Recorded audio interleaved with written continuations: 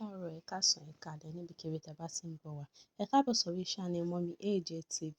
Fẹ́yìn olólùfẹ́ mi àti ẹ̀yin tí ẹ bá ń wò wá fúngbà àkọ́kọ́, ẹ jọ̀ọ́ ẹ bá wa subscribe. Fẹ́yìn tí ẹ bá ti subscribe, ẹ bá wa comment, ẹ bá wa like, ẹ bá wa share. Ẹ̀yin olólùfẹ́ mi, mo fẹ́ kẹ́ lọ wo eré tí à ń pè ní Eré Tolúwani. Eré Tolúwani ó kọ́yàn nípa ìfẹ́, ó kọ́yàn nípa ká máa ṣàánú, ká like ọmọlàkejì wa.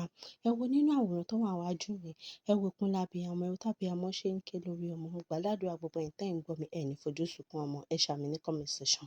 Ẹ̀yin olólùfẹ́ mi, Eré Tolúwani kọ́yàn ní ọ̀pọ̀lọpọ̀ ẹ̀kọ́.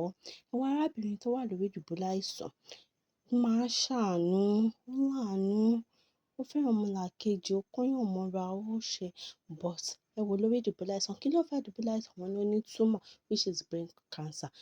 Àìsàn ní jẹ́ tiwa. Ẹ wo ìkúnlẹ̀ abiyamọ, ẹ wo tó ṣe ń sunkún nígbà tó ń sọ fún wọn pé ọmọ 2% ló ní láti live.